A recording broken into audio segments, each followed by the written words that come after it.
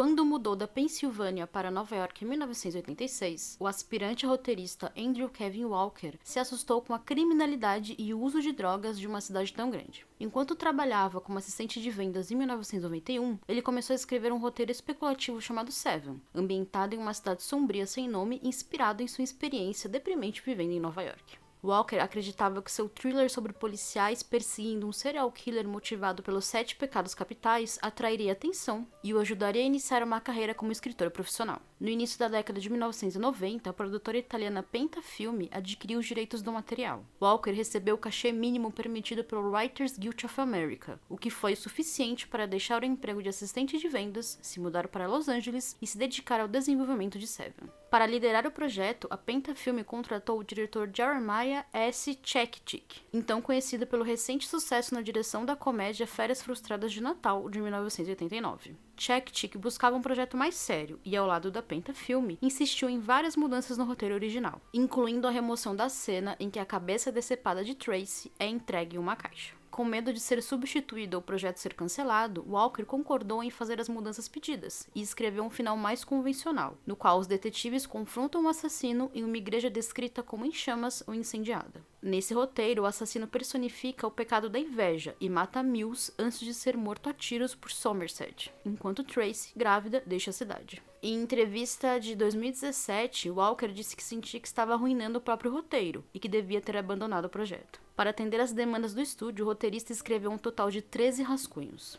Como os direitos estavam prestes a expirar e a Penta Film passava por dificuldades financeiras que levaram à sua dissolução em 1994, o estúdio vendeu os direitos para o produtor Arnold Kopelson, que posteriormente os levou para a New Line Cinema. Com a venda, Chekchik também deixou o projeto e outros cineastas foram procurados para substituí-lo, como Guillermo del Toro e Phil Jones, que rejeitou a oferta por achar a história muito sombria. Curiosamente, essa história cairia como uma luva nas mãos de um diretor que não queria mais saber de cinema. Eu sou Júlia Gavilã, e esse é o Mais Que Um Filme. Na época, David Fincher era conhecido principalmente por dirigir videoclipes populares, como Vogue da Madonna e Who Is It do Michael Jackson. Alien 3, lançado em 1992, era seu único longa-metragem até então e não foi uma experiência positiva, já que a Fox o editou sem o envolvimento de Fincher. Abandonando o projeto, ele chegou a afirmar que preferia morrer de câncer de cólon do que fazer outro filme. Apesar disso, o agente de Fincher apresentou a ele o roteiro de Seven sem alterações. O diretor não estava realmente interessado nos elementos do procedimento policial do filme, mas ficou cativado pela revelação gradual dos planos do assassino e reconheceu que o material se alinhava com a sua própria sensibilidade criativa, especialmente sua exploração do mal e o final intransigente, no qual os protagonistas não se envolvem em uma sequência para salvar Tracy, porque ela já estava morta. Ao expressar ao estúdio seu interesse em trabalhar no filme, a New Line percebeu que ele havia recebido o roteiro desatualizado e enviou o rascunho no qual Tracy sobrevive. Fincher insistiu que queria dirigir o roteiro original, e após conversas com Michael De Luca, o então presidente do estúdio, ambos compartilharam a preferência pelo material original e decidiram filmar a versão em 6 semanas, receosos de que qualquer atraso adicional pudesse atrair executivos indesejados. O produtor Arnold Kopelson e os executivos da New Line continuaram insistindo que o tom de Seven deveria ser suavizado e ter outro final, mas Fincher não estava disposto a comprometer seu controle criativo e a visão que tinha para o filme. O produtor decidiu apoiar a versão original após ser tranquilizado de que a cabeça decepada não seria mostrada. Com De Luca apoiando o cineasta, a versão original foi ganhando força à medida que o projeto garantia atores como Morgan Freeman. O próprio Brad Pitt aceitou o papel com a condição de que o final fosse mantido, pois não gostou do corte final de Lendas da Paixão, filme de 1994 que ele havia acabado de lançar. Ele também insistiu que Mills matasse o assassino, acreditando que era importante que o personagem agisse pela emoção em vez da moralidade.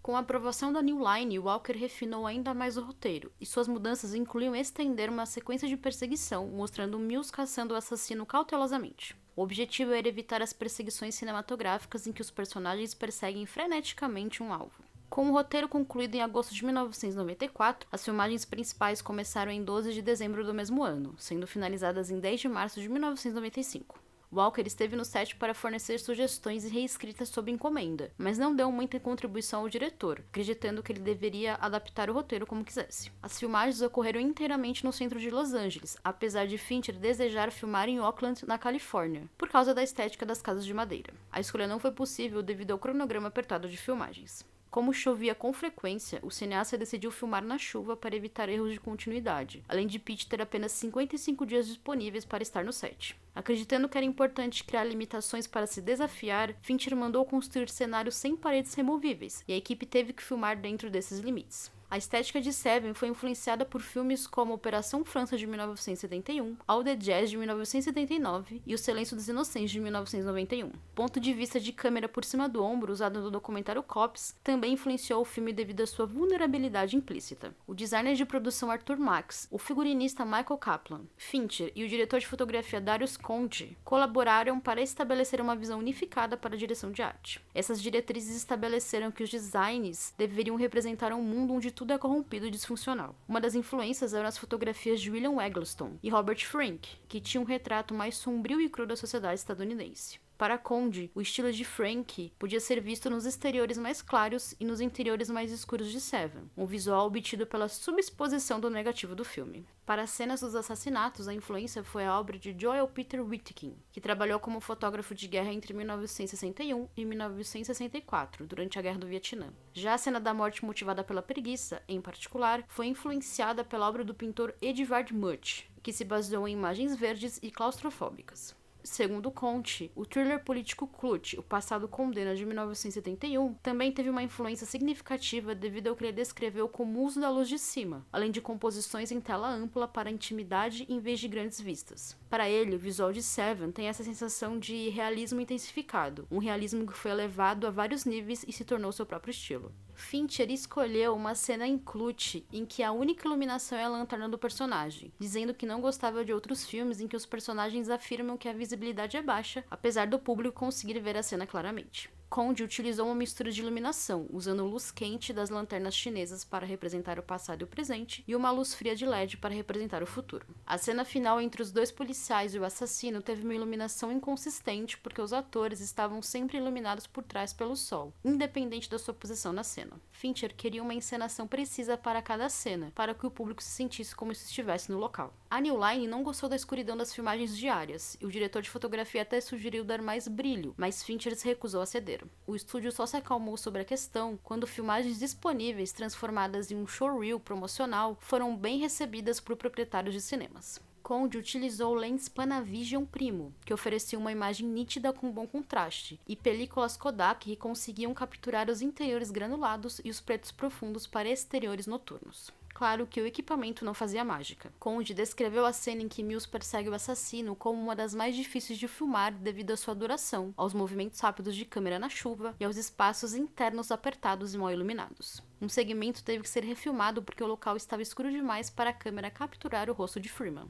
Pitt insistiu em realizar suas próprias cenas de ação e acabou se lesionando ao escorregar em um capuz molhado, quebrar o para-brisa e sofrer lesões nos tendões e nos nervos da mão esquerda. Após receber pontos e engessar o antebraço, ele retornou ao set alguns dias depois, e a lesão precisou ser incluída nas cenas posteriores. Para as cenas anteriores à perseguição, ele mantinha a mão no bolso ou ocultada de alguma forma para esconder o ferimento. Outro fator essencial do filme eram os efeitos especiais. Robbie Bottin liderou o desenvolvimento de efeitos práticos, pesquisando fotografias de cenas de crimes e arquivos de evidências policiais. Para a vítima da gula, o ator Bob Mack passava até 10 horas por dia recebendo maquiagem e próteses. Ele disse que não sabia que estaria cercado por insetos vivos até ler a lista de chamadas diárias e notar um dominador de baratas. A equipe de Bottin também passou 11 dias experimentando a estética e as próteses para a vítima da preguiça. Eles criaram um molde do corpo do ator Michael Reid McKay para desenvolver próteses de borracha que pudessem ser aplicadas em todo o corpo. Essas próteses foram pintadas para parecerem machucadas e com cicatrizes, com a pele de McKay sendo pintada de um branco claro com veias destacadas. Ele também recebeu feridas feitas de gelatina, unhas postiças longas, dentes protéticos e um penteado bagunçado. Todo o processo levava 14 horas para ser realizado, exigindo que o ator começasse às 5 da manhã para estar pronto para as filmagens às 8 da noite. McKay teve que permanecer praticamente imóvel e molhado durante 4 horas no set frio, tendo que limitar a respiração para evitar que seu estômago se mexesse. A Motion Pictures Association of America determinou cortes em algumas cenas que tinham os efeitos especiais de Bottin para garantir uma classificação indicativa para o filme. O final foi programado para ocorrer diretamente abaixo das torres de transmissão que o assassino usa para interferir nas comunicações da polícia. Como as torres interferiram nos rádios da equipe de produção, eles tiveram que usar telefones para se comunicar com a equipe de longe. O final do filme continuou sendo um ponto de discórdia entre a New Line e a produção. Enquanto Fincher queria chocar o público com um tiro de Mills no assassino, seguido de um corte repentino para uma tela preta, os executivos acreditavam que isso alienaria o público. Apesar do cineasta instruir a equipe de exibição de teste a manter as luzes apagadas após o corte para a tela preta, para o público absorver a cena, suas instruções não foram atendidas. Após a exibição, uma mulher na plateia que passava por Fincher saiu dizendo que as pessoas que fizeram aquele filme deveriam ser mortas. Os executivos da New Line queriam uma conclusão mais heróica, com os detetives perseguindo o assassino Tracy, que sobreviveria. Freeman preferia que o personagem dele matasse o vilão, poupando o parceiro de perder sua carreira. Outro final alternativo ainda mostrava Mills atirando em Somerset para impedi-lo de matar o assassino antes dele. Fincher e Pitt se recusaram a concordar com o pedido do estúdio de substituir o final com a cabeça na caixa, mas se contentaram com um epílogo mais longo mostrando Mills sendo preso e uma narração de Somerset. Algumas cenas precisaram ser refilmadas ou mexidas na edição por questões técnicas ou de cronograma. Esse é o caso do passeio de carro que leva ao final do filme. A cena precisou ser dublada porque muito som ambiente acabou sendo captado durante as filmagens. As cenas de helicóptero também foram filmadas na pós-produção porque não havia tempo durante a filmagem principal. Depois de Fincher convencê-los a aumentar o orçamento em 3 milhões de dólares, subindo o valor para 34 milhões, o estúdio concordou em fornecer tempo e financiamento extra para cenas adicionais, se fossem consideradas necessárias. Como essas cenas foram filmadas vários meses depois do restante do filme, as cenas no solo tiveram que ser corrigidas para corresponder à nova filmagem. Os créditos iniciais foram roteirizados para serem ambientados em cenas de Somerset visitando a casa de campo que pretendia comprar na aposentadoria, pegando um papel de parede que levaria consigo durante o filme. A intenção era criar um contraste entre o campo e a escuridão da cidade, mas não havia orçamento suficiente para filmá-lo. Como resultado, as cenas de Somerset olhando para o pedaço de papel de parede tiveram que ser cortadas. Com a remoção da cena de abertura, Fincher precisava de uma sequência de abertura temporária para exibir Seven para o estúdio. Ele contratou o designer Kyle Cooper e sua equipe para criar uma montagem que refletisse a perspectiva do assassino. Isso ajudou a estabelecer o personagem e a ameaça que ele representa antes de sua aparição no ato final do filme. A sequência foi ambientada no remix de Closer, de Nine Inch Nails, a pedido do diretor. A sequência foi bem recebida pelo estúdio, que sugeriu mantê-la para o lançamento nos cinemas. Como Fincher não queria parecer que estava aceitando a sugestão dos executivos, ele instruiu Cooper a desenvolver um novo conceito. No fim, o designer convenceu o diretor a usar uma versão mais elaborada e detalhada da montagem. O corte teatral de 127 minutos foi editado por Richard Francis Bruce, que tem um estilo no qual cada corte tem um propósito específico. Para o final, ele introduziu cortes mais rápidos para enfatizar a tensão enquanto o plano do vilão é revelado, e a ausência de exibição do conteúdo da caixa.